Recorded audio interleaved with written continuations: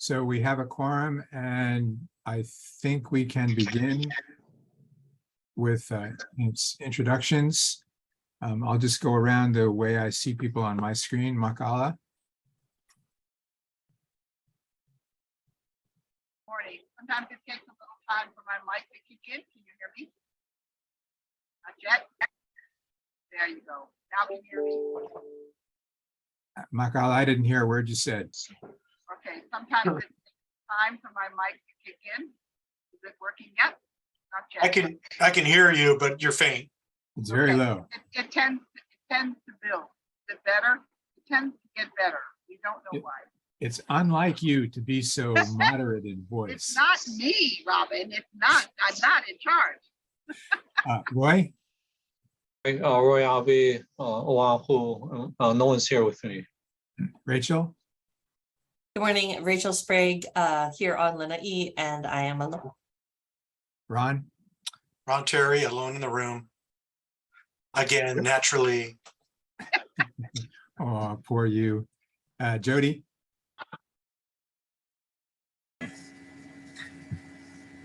Morning, Jody Yee. Oh, morning, Jody Yee. I'm the Deputy Attorney General. Hi, Les Segundo, Environmental Health Specialist. Thank you. Okay, so we're here. The committee is full. Good quorum. Everyone's on. First thing is the minutes. Anybody have any comments on the minutes that were sent out? They look good. Okay, do we need a motion to approve them or? Move to approve. Second.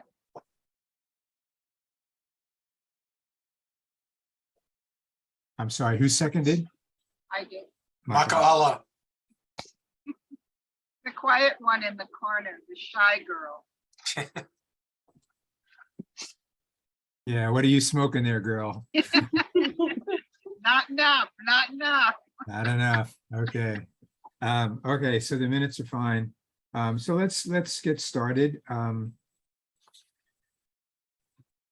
We had 4 priorities, and we had talked at the last meeting about progress that we'd made on each of them. I thought we would kind of look back on that and see if anything else has happened.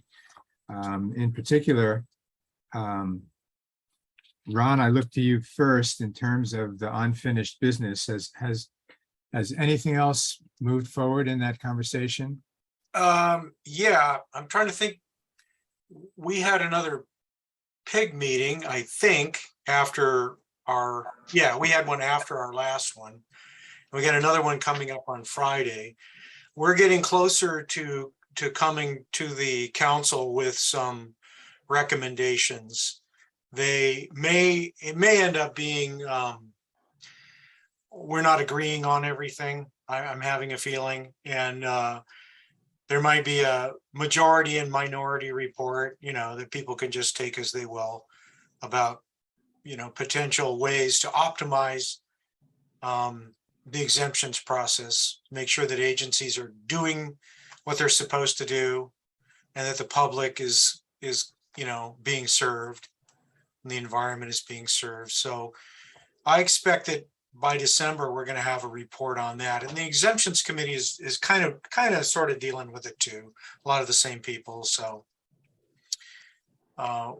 we should have some report on December. Excuse me, Robin. Yes, I got Les. a question. You took a motion on the approval of the minutes, but you didn't call the question on it. So I I'm just sorry. want Thank you. that's okay. Okay, so let's back up. So the motion was made by Ron, and Makala seconded to accept the minutes as they were written. All those in favor, please raise your hand. Anybody Okay. opposed?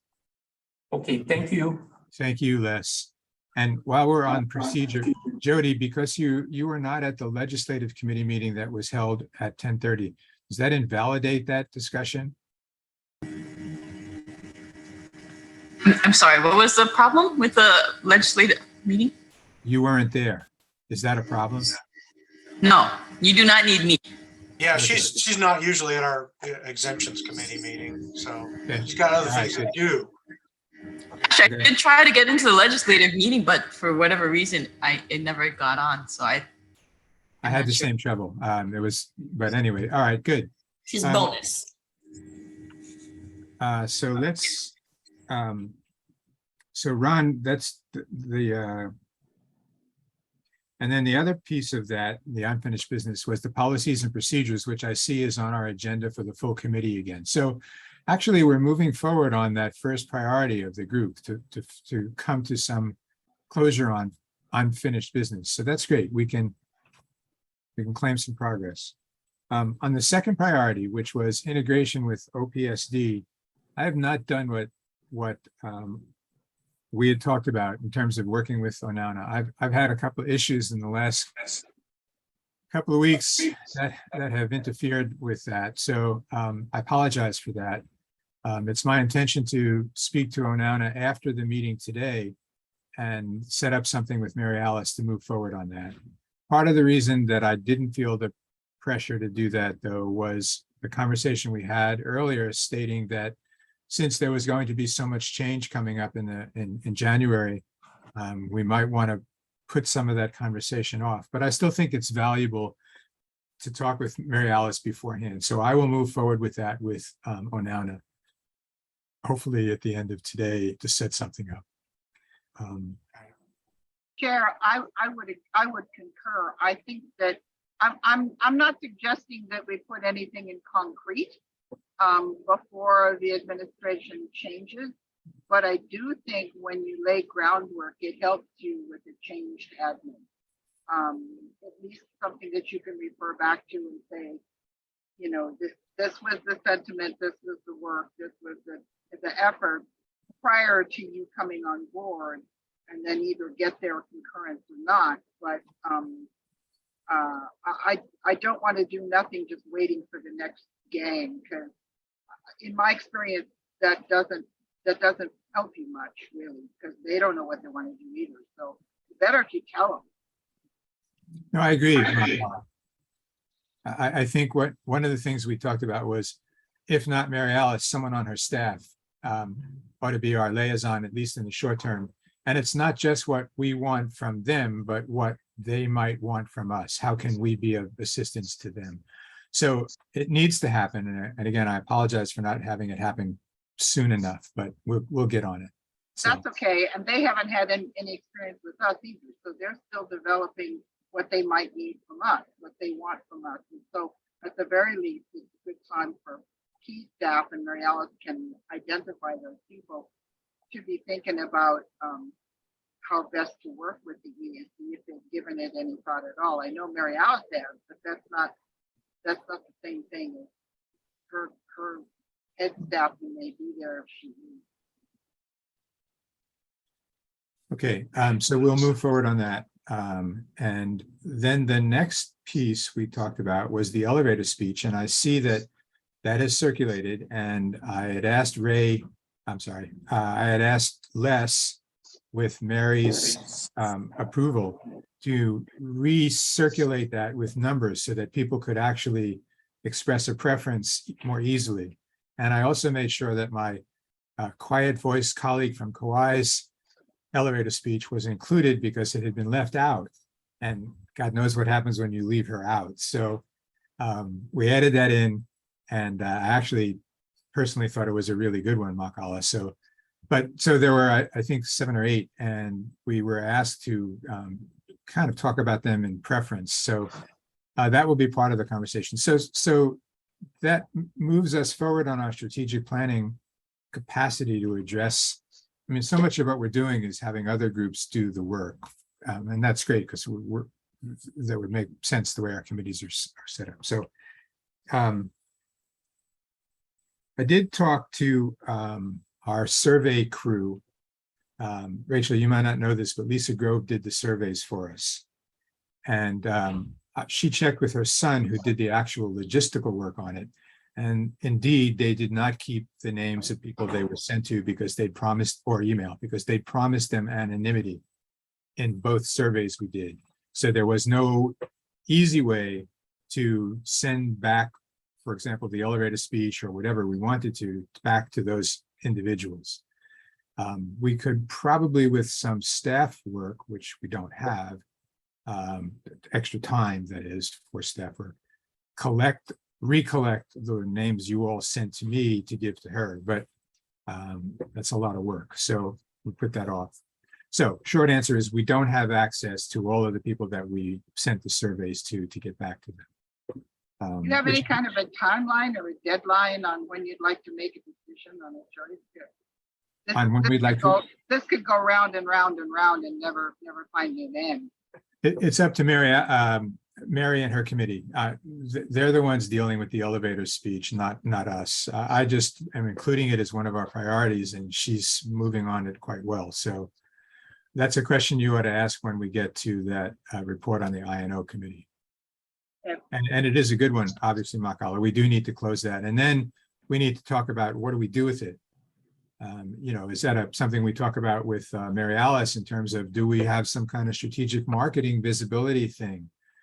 Jody indicated in an email to me previously that we were able, should we find someone, we were able to accept some in-kind donation of marketing help if we wanted to go that route. So that was a helpful piece of knowledge. But so we should discuss with the full committee when Mary's committee gives its report, what do we do if we do come to some closure on the elevator speech? Do we put it on the elevator, or do we actually do something with it?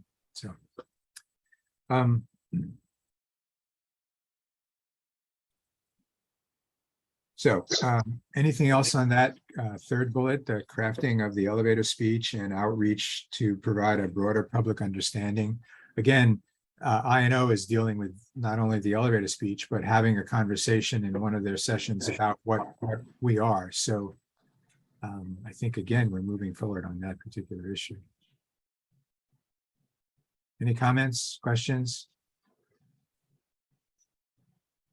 Okay. And the last agenda was one that we, the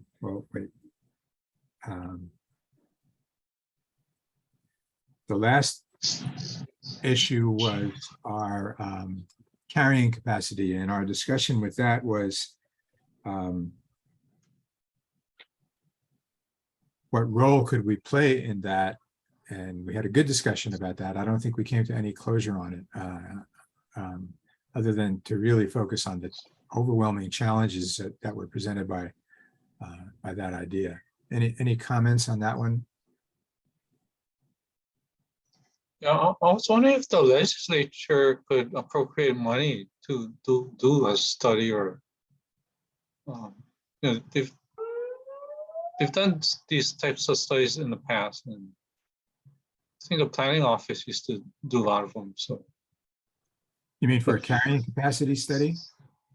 yeah, well, maybe it was environmental center. But they used to have a joint effort. It was a kind of a joint effort between, I think, OEQC and UH Environmental Center. I'm not sure the state planning folks were involved, but yeah, it was under Governor Ariyoshi. And they put a lot of effort in the past. And that raises a good point, Roy. I like that idea. It might be good for us to coordinate with some other agencies that are kind of natural allies yeah, in those questions that a carrying capacity would address, and see if there's interest. I would say DLNR, other Yeah. folks in Office of Planning. yeah, definitely Office of Planning. Yeah, county agencies as well, that are, and I know the Hawaii Tourism Authority is definitely addressing this. Over tourism is a huge issue for them. In fact, they're in a giant sort of civil war, if I understand, with a marketing contract, and that, I'm sure you guys have all heard about that. And see if anybody's interested in leading it or teaming or anything like that. We kind Yeah. of developed a number for Kauai. I don't offhand remember what it is, but that was in conjunction with the Kauai Visitors Bureau, the county admin, DOT, some community organizations. we have an idea, we go past it pretty quickly, but we do have an idea, and some of that occurred, COVID related and disaster related for us, that we were able to say, okay, we can handle this number, and it really has to do with our roads more than anything else. Now you're talking strictly about visitor numbers. I Yeah, think, but there's also, population, there's water use, there's energy use, all those other things could be considered as Yeah, well. it's a multidiscipline study, basically. Scott Glenn Economics, might be environmental, whatever. interested. Yeah, yeah, well, our local population solves itself when they can't afford to stay. And the DOT is everybody, so if you use the highway, which is sort of what people feel as the pressure point, that sort of addresses it. The problem is we develop these answers and then there's no way to control it. There's no way to stop it, so, okay, good. We know that we can take 20,000 extra people, whether they're visitors or contract workers or whatever they are, in a day, in any given day. But then how do you stop anymore? You can't. We don't control any of the input. Well, it might be interesting. One of the things that the previous committee, the legislative committee, talked about this morning was going back and asking the ledge for money for us, for the EAC, as we'd done 3 years ago. Remember, we asked for $50,000 and it was a real difficult budget year, and it never moved. And so raising this issue with the chairs of the two environmental committees and seeing if we could get some buy-in, currently Rip Lowen and Chair Gabbard, although that might change, might be an interesting way to begin this conversation. Is there any, because I think for me personally, and I've said this before, for me, the issue is credibility. Do we have the credibility to be the convener of that kind of conversation? I personally don't think so, but convening the DLNR and HTA and the Department of Transportation, that might be something that we could pull off. And clearly we don't have the resources to do the study, but we might be able to do some convening. So I think, one of our functions is to give recommendations to the governor. So I think if we can recommend to the governor and let him pursue it, just put the bug in his ear and see, we have this, this idea to do something. yeah, No, it depends on who absolutely. wins. I'm sorry, Ron, It depends on who wins, of course. Right. It might just be in God's hands. So well said.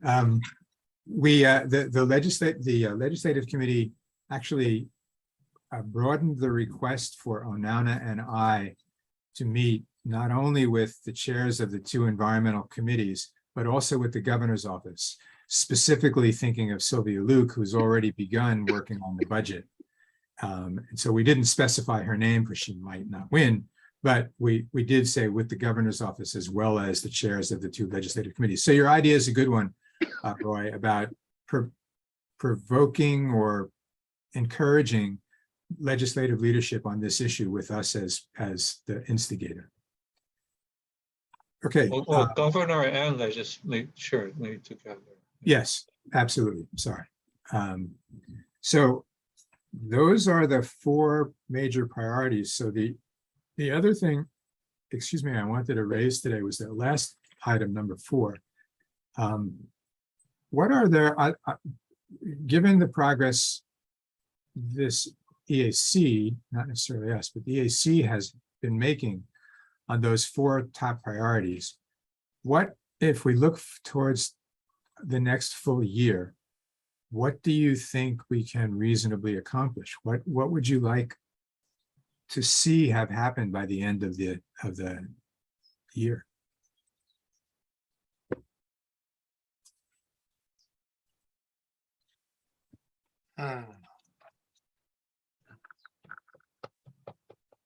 I think for me, it would be our capacity as the council that are defined.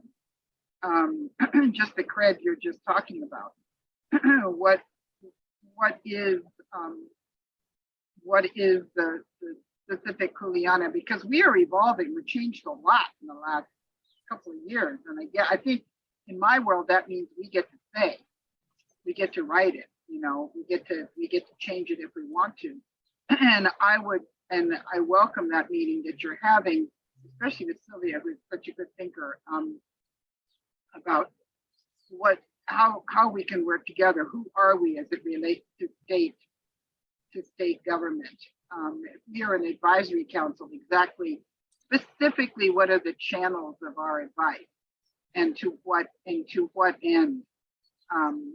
Because we've got, you know, we've done some work, we've done, you know, several of the things that we're charged to do, but moving forward, where each time we meet, we talk about, well, how much cred do we have? Well, then how do we identify that cred? How do we build that cred? And how do we identify with whom do we have that cred? Because the elevator speech exercise at least has demonstrated that people don't have a clue as to who we are or what we do.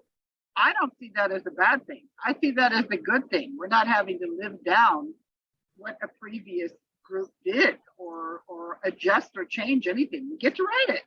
We get to say. And I've often told my staff that if you call this green leaf purple enough times, people start to call it purple. So you need to, you know, we get to say. And we want that to be for good. We want that to be productive. But again, we get to say. So let's say, what is it that we want? You know, what you just asked, what is it that we want to do? And part of that for me is answered in the pukas that I see.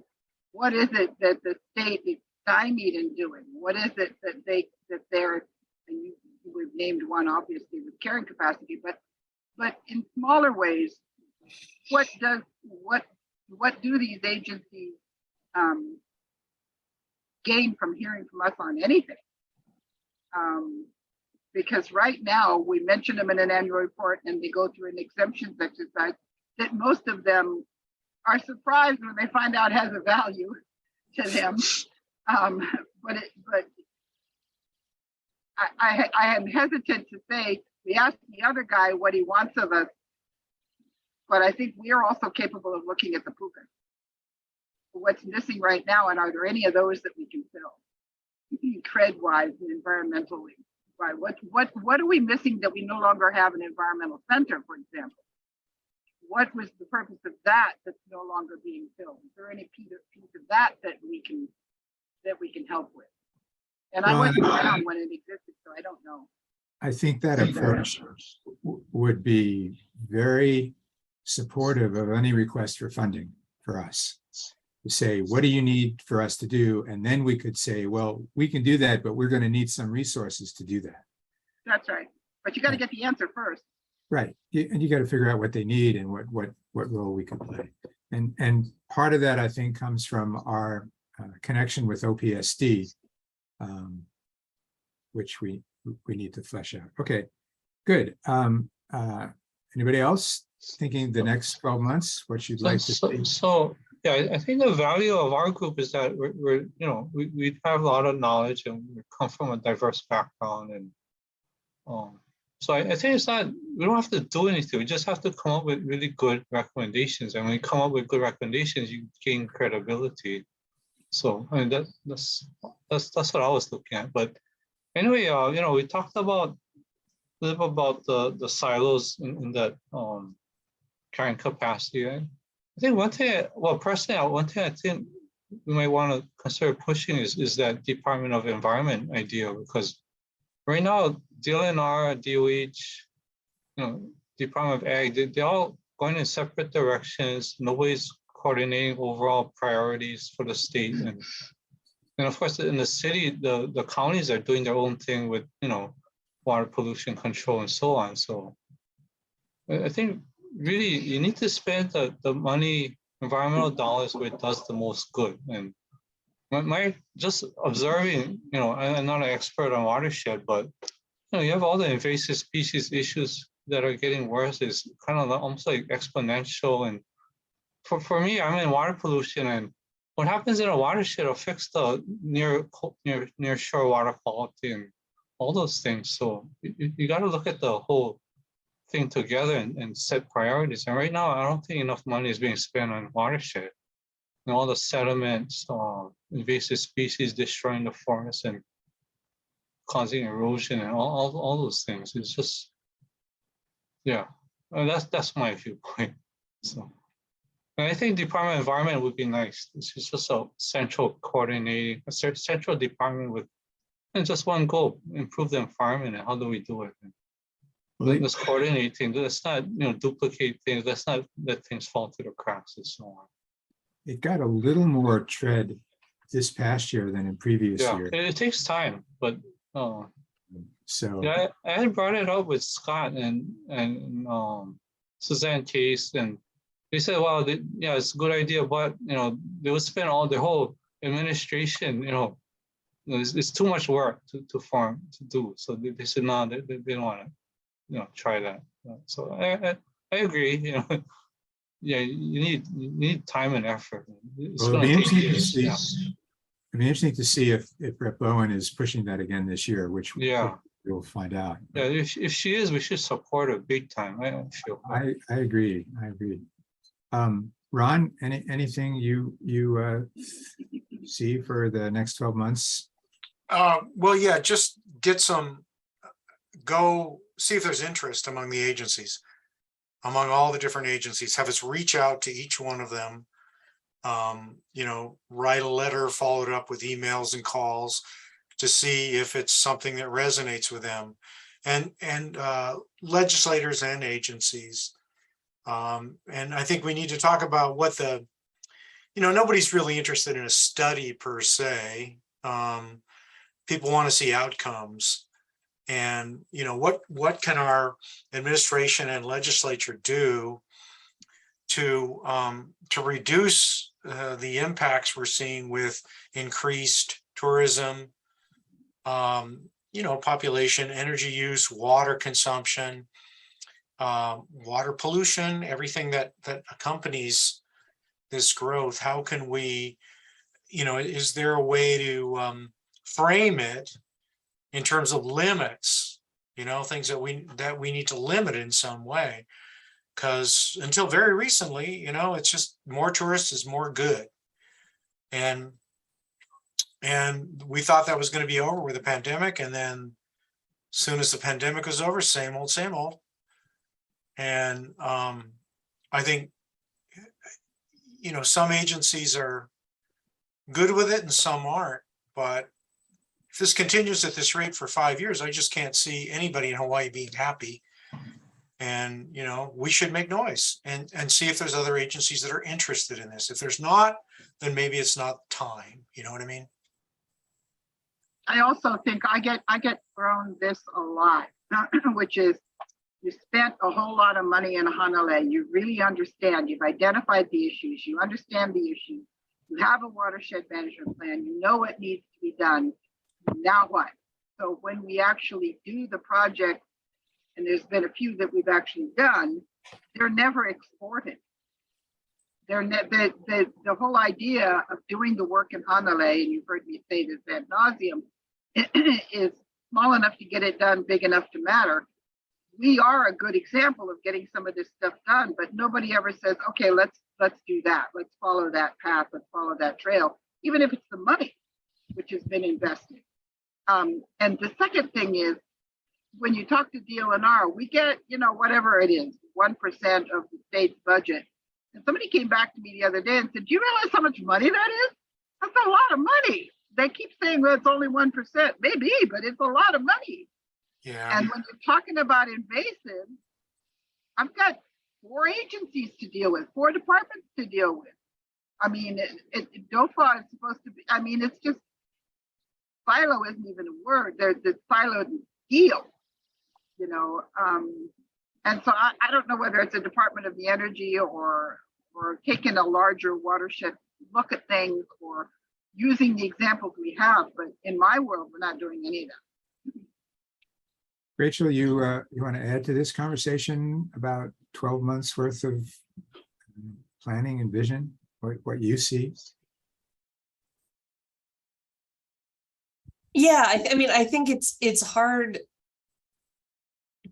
to come up with our own way forward, like a couple other folks said, without knowing. Like it doesn't make any sense for us to put a bunch of work into what our plan is going to be going forward if there's not any interest or buy-in from agencies or from the groups that we would be working with. But that doesn't happen free, right? Like it's really, I think it's challenging for us as a volunteer organization to do enough of the outreach and that we would need to do without some amount of funding support, if only for some of the folks who do have time to be able to travel to Oahu to sit down.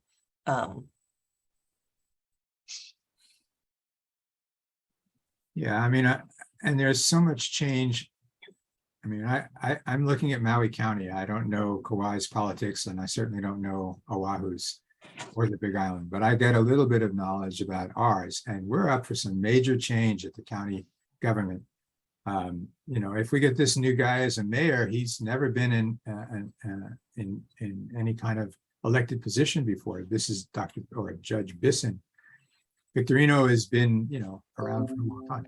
So there's just, and the council, the council members are up for major change, and the commission, there's, I think, 11 potential amendments to our commission. So my point is just, there's so much change facing Maui County in the next week. That's going to be an amazingly new challenges for us. And we're small. So you're right. This may be the right time to have these conversations, and I certainly will pursue this with the council's authorization. We'll go and try and reach out to Lowen and Gabbard way before January, whenever the ledge gets back together, and assume that they will be, and also the governor's office, probably with Sylvia Luke.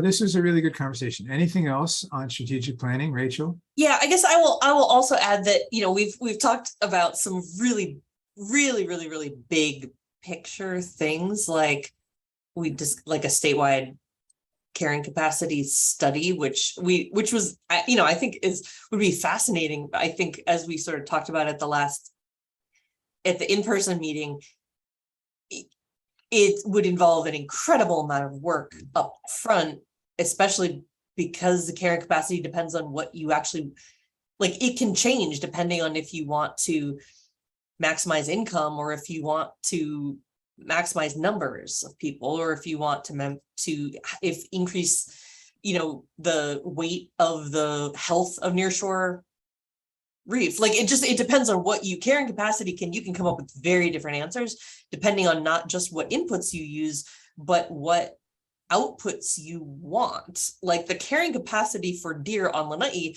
could be it can hold a lot of deer if you don't care about native plants. Like, you know, it's not just the inputs, it's also your definitions of what you want to see. And then we also were talking about, you know, like coordination between agencies in in how they're working on implementing environmental regulations. The point is, some of these are really gigantic issues, and I think that moving forward, it may end up, we may need to focus on one or two if we actually want to make a difference. Like if we want to tackle a really big picture issue in addition to some of the sort of nuts and bolts of implementing things, I think trying to say we want to do all these really big picture things is going to be really hard if we can't say, okay, well, what would be the steps we would take to even do one of these things? Because to me, that's like 4 agencies worth of work and 50 staff, which we don't have. And we do have the example of state parks. Yeah. Which is taking their experience at Haena, and although they're saying we can't translate that directly to very many other places because of the geography, they are using that model. They've duplicated that model, creating a carrying capacity of that place. So the other approach is carrying capacity of each of these places. Even HANA is looking at carrying capacity of HANA, not just the road, using the road as a vehicle to create a carrying capacity, which is genius. But and that's kind of what Kauai's doing, using the highway capacity, because we can't build another one, as the measure for the carrying capacity, which will trickle down to wastewater, water, power, and all that other stuff. If we just have fewer people on the road. So there are sort of backdoor ways to get to this without looking at the gorilla, at least trimming its toenails, you know, getting, boy, somebody remind me that I just said that. That was cool.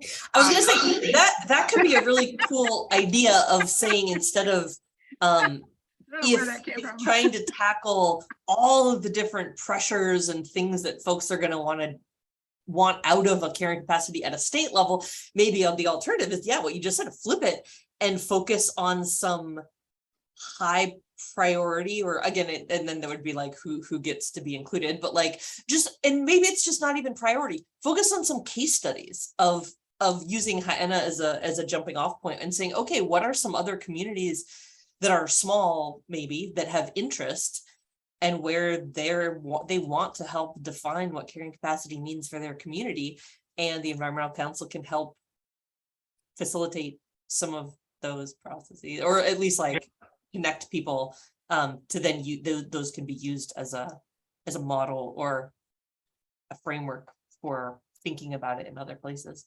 Robin, doesn't that sound like the hotspot idea we had at MaxAC? Yeah, it sure does. Same issue, same question, same process, same You scary know, outcome. it makes, what you guys are saying makes sense in terms of Roy proposing the big view, and then also thinking about making that perhaps more manageable by looking at specific areas and subjects rather than just taking on the whole thing. Good conversation here, folks. Would be interesting to have, no, never mind. Okay, anything else? Anybody else have anything they wish to add? Okay, I will make this a report to the full EAC on this conversation. I've taken some notes. I'll try and write them up before the meeting. Anybody else want to say anything on planning before we adjourn? Ron, you have a quizzical look on your face. You have something you want to say? At a loss for words. I got him with gorilla toenails. Yes, Yes. still trying to Right. figure that one out. Let's. I will. Well, I'm interested in what the council, I hope we can get the council engaged in this, interested in what they all say too. Yeah, me too. Okay, everybody, good conversation. Thank you all for chipping in and for coming. Les, thank you for hosting us. Jody, thank you for being here and keeping us honest. And we'll see you guys at 1:30. Yes. Ron, I'll see you at 12:30. Right, coming up soon. Okay. Okay, thank you. Bye all. Guys. Okay, bye.